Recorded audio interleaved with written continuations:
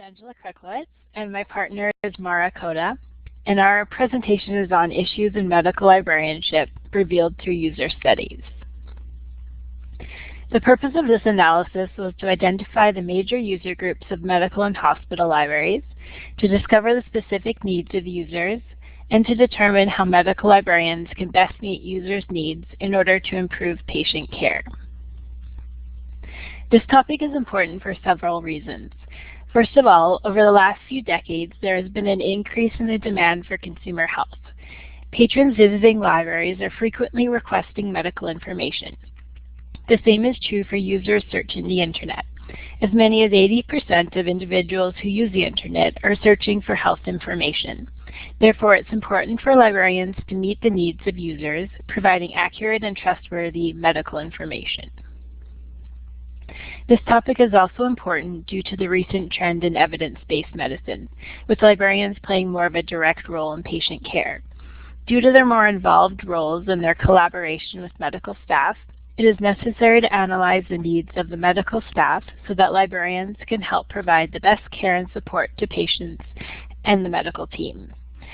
Finally, many hospitals are experiencing budget cuts due to the economic downturn, and hospital libraries are suffering as a result. It is important for medical librarians to justify their presence, raising awareness of the services they provide and how they can be involved in improving patient care. To conduct this research, we used the King Library's databases, both the Library and Information Science Cross-Search Service and the Library Literature and Science Information Full-Text Services at different times. Utilizing the advanced search and limiting options helped keep searching efficient and ensure that we were looking at peer-reviewed articles. The same is true of the searches we did at PubMed. PubMed is an open online biomedical research database from the U.S. National Library of Medicine at the National Institutes of Health. As we all know, the search process requires multiple searches and refinements, and that was certainly the case for this project. Finally, a useful and interesting resource is the ALA's page on library cooperatives and consortia. There's a handy database feature there for searching cooperatives of all kinds using various parameters. The first user group we analyzed was doctors and nurses. We looked at several studies that described trends in medicine and researched how medical librarians could provide better assistance to medical professionals. One of the current trends in medicine, as mentioned earlier, is evidence-based medicine. Evidence-based medicine is the concept of applying the best available evidence gained from the scientific method in clinical decision-making. When doctors are treating patients, they require reliable information at the point of care, right at the time of diagnosis. Therefore, medical librarians must meet the demand of health professionals by providing resources online on computers throughout the hospital and by performing literature searches for the doctors and nurses. One of the articles we looked at reviewed specific needs of nurses to enable them to provide information at the point of care. In a study by Wozer and Warona, the authors performed a needs assessment on a group of nurses using a questionnaire to determine their specific information needs and to find out how librarians could make information more accessible to them. With information gathered from the study, librarians created a website with medical resources such as databases and online medical textbooks that nurses could access on computers throughout the hospital. Since the website was so well used by nurses, this suggests that it would be beneficial for librarians to create additional outreach programs for health professionals in order to help them improve access to information at the point of care. Medical librarians also have the important job of evaluating research tools and developing ways to assess them, as well as choosing appropriate research tools for physicians. Another trend we found in the research is a more direct involvement of medical librarians in patient care with the emergence of the clinical medical librarian. Clinical medical librarians are key members of the medical team. They accompany doctors on their rounds and attend interdisciplinary meetings. This allows a librarian to answer reference questions at the point of care. It has been shown in various studies that the presence of a clinical medical librarian can actually decrease the length of stay of patients and result in lower hospital costs. These are two key concerns for medical staff, so it is beneficial for them to have a clinical medical librarian on their staff. The collaboration of librarians and medical staff also increases the visibility of librarians, making physicians aware that librarians' searching expertise can improve the relevance of information retrieved. And this is a quote we found in one of the articles that further describes librarians' role in evidence-based medicine. Evidence-based medicine extends the librarian's role beyond identification of the literature to involvement in practicing and teaching quality filtering and critical appraisal of the literature. These activities require librarians to acquire new knowledge and develop new skills. The second user group we examined was medical students. These are students who use hospital libraries, for instance, residents or interns. Many of the same trends that we see in other areas of the library world are evident here as well. There's an ongoing increase in usage of electronic resources, such as subscription databases as well as open databases like PubMed. These are frequently being used remotely, so hospital and medical center libraries are also seeing a decrease in students' physical visits to the library. Other examples of electronic resource use are Medline and DocLine. These are both services of the National Library of Medicine. Medline is journal literature accessible through PubMed, and DocLine is the library's online interlibrary loan request and delivery service.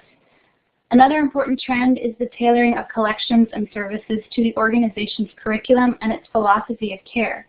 Angela talked about evidence-based medicine. Librarians and library collections play a role there. And in addition to the article she discussed regarding length of stay, where the presence of librarians at morning rounds positively impacted how much time a patient spent in the hospital, we also read an article about a hospital library offering foreign language learning tools to medical practitioners. This was for doctors and nurses who wanted to be able to communicate more effectively with their patients when that patient's primary language was not English. Finally, as there are libraries everywhere, hospital libraries are reconceptualizing their spaces. To meet their users' needs and justify the library's existence in the organization, libraries have to be more than bookshelves and computer terminals.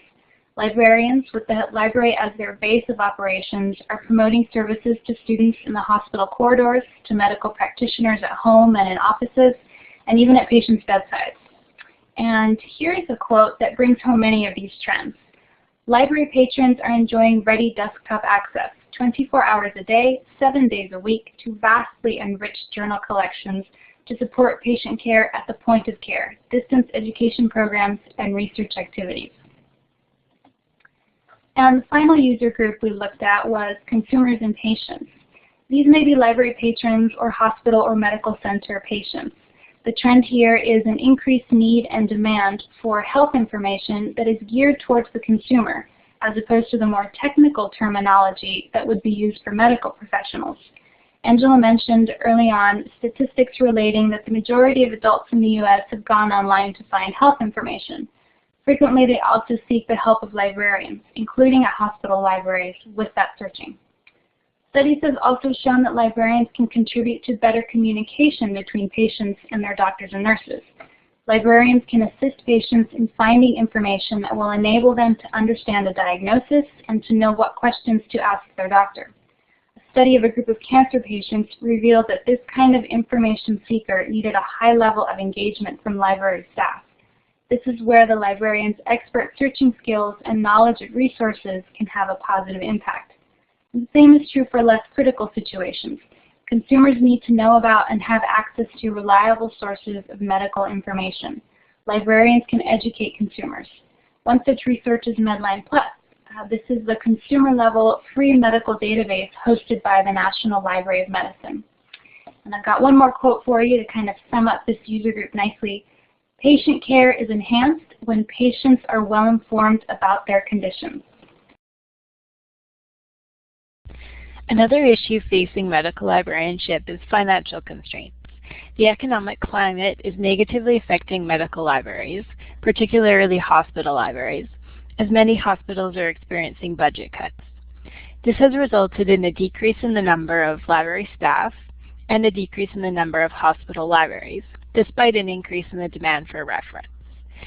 Therefore, it's important for medical libraries to constantly justify their presence in the hospital and make medical staff aware of their role in improving patient care. So what conclusions can we draw from this research on trends and users? Here are some strategies extrapolated from the literature.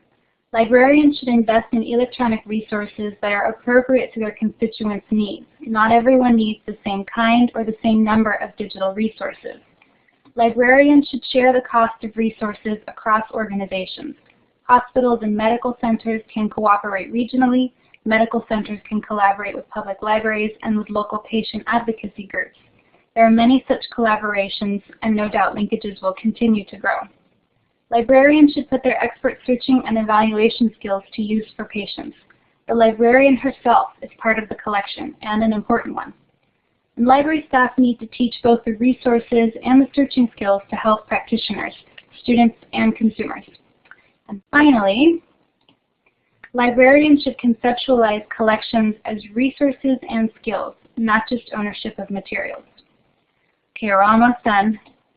To summarize this study, Angela and I explored the literature on medical libraries to discover trends facing the field as revealed through user studies. The major user groups we discussed were doctors and nurses, medical students and researchers, and consumers and library patrons. And the key issues we discovered include developments in medical care, such as evidence-based medicine, financial constraints, the economic climate affecting medical libraries and the need to constantly justify their existence, and the impact of online access to medical research and information. So thank you all for listening, and thank you to Angela for collaborating excellently on this project. And here come some references.